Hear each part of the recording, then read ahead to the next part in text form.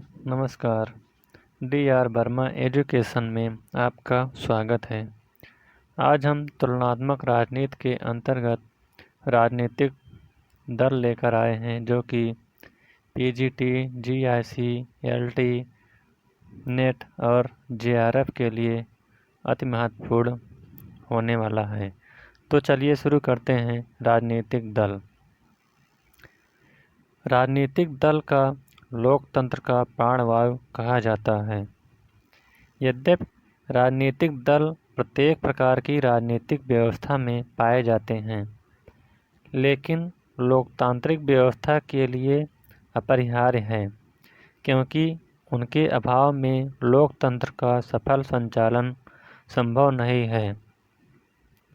बूहर के अनुसार राजनीतिक दल प्रजातंत्रीय यंत्र में तेल के तुल्य है।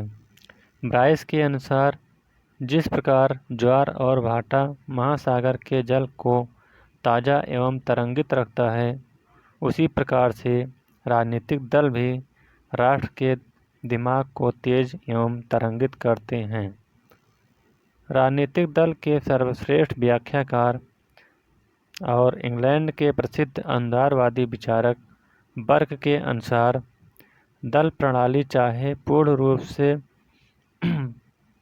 भले के लिए हो या बुरे के लिए, लेकिन प्रजातंत्रात्मक व्यवस्था के लिए अपरिहार्य है। बर्क ने पुनः लिखा है कि राजनीतिक दल ऐसे लोगों का समूह होता है जो कि किसी ऐसे सिद्धांत के आधार पर जिस पर वह एक मत हो, अपने सामूहिक प्रयत्न द्वारा राष्ट्रीय हित में काम करने के लिए एकता से बंधे होते हैं।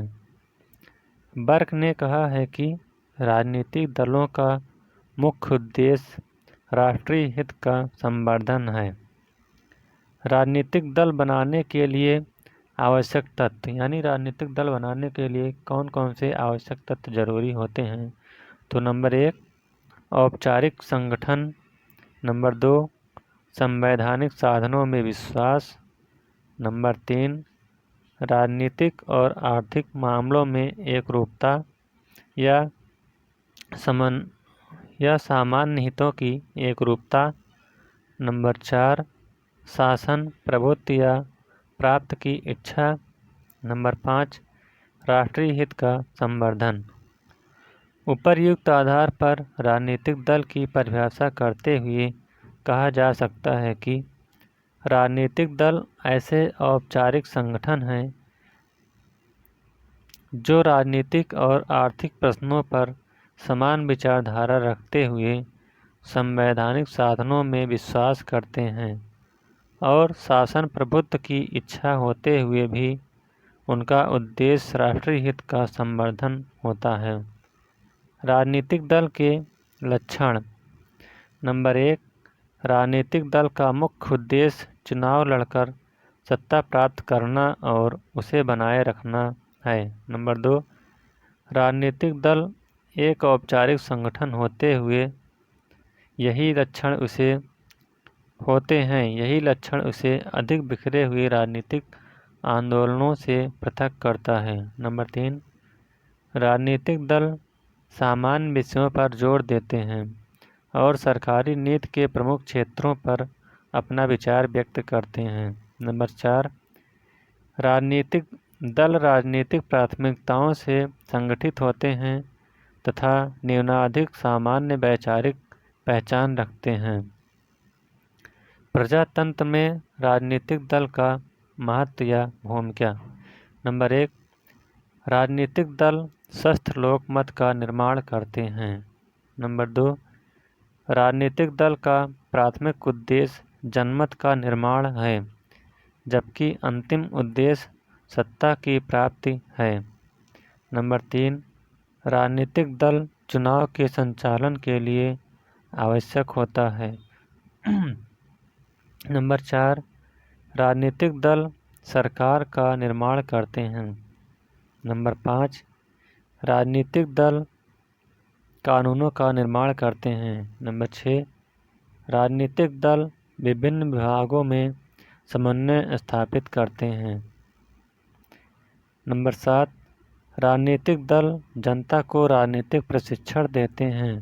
नंबर 8, राजनीतिक दल सरकार की नीतियों को जनता तक पहुंचाते हैं और जनता की संस्थाओं को सरकार तक ले जाते हैं। जनता की समस्याओं को सरकार तक ले जाते हैं। इस प्रकार से जनता और सरकार के बीच पुल का कार्य करते हैं। यानी जो राजनीतिक दल होते हैं यह जनता और सरकार के बीच पुल का काम करते हैं। राजनीतिक दल पर आधारित विभिन्न कथन, जैसे नंबर 1, लॉर्ड ब्राइस के अनुसार संसदीय व्यवस्था दल की भावना को सघन बनाती है और हमेशा उसे जीवंतता प्रदान करती है। फाइनर के अनुसार राजनीतिक दलों के बिना निर्वाचक या तो नितांत असहाय हो जाएंगे या फिर उनके द्वारा असंभव नीतियों को अपनाकर राजनीतिक यंत्र को नष्ट कर दिया जाएगा। मरियम ने अपनी पुस्तक अमेरिकन पॉलिटिकल सिस्टम में लिखा है कि राजनीतिक दलों का कार्य अधिकारी वर्ग का चुनाव करना, लोक नीति का निर्माण करना, सरकार का संचालन या आलोचना करना, राजनीतिक शिक्षण और व्यक्ति एवं सरकार के बीच मध्यस्थता का कार्य करना है। मुनरो के अनुसार स्वतंत्र राजनीतिक दलों का शासन लोकतंत्री शासन का ही दूसरा नाम है। जहां अनेक राजनीतिक दल नहीं रहे वहां स्वतंत्र शासन कभी नहीं रहा। लॉर्ड ब्राइस के अनुसार राजनीतिक दल अनिवार्य है।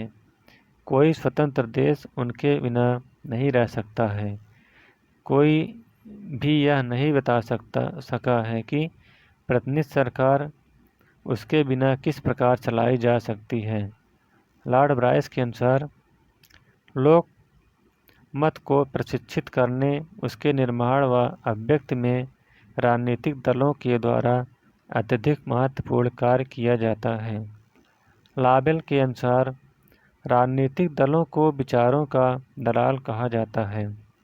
अलेक्जेंडर पोप के अनुसार राजनीतिक दल कुछ व्यक्तियों के लाभ के लिए बहुतों का पागलपन है।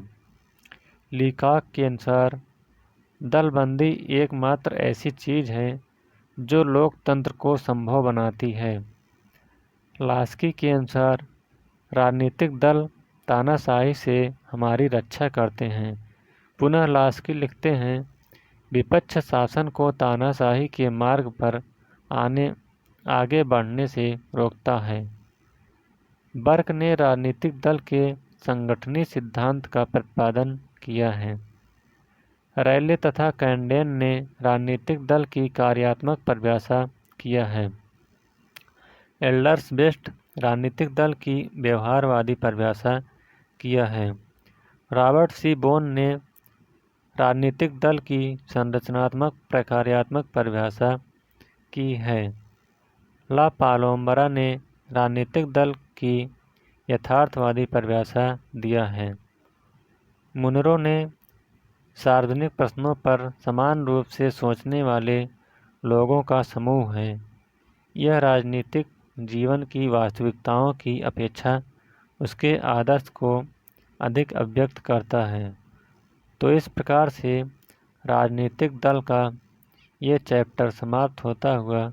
अगर यह वीडियो आपको अच्छा लगे तो वीडियो को लाइक, शेयर और चैनल को सब्सक्राइब करिएगा। Thank you.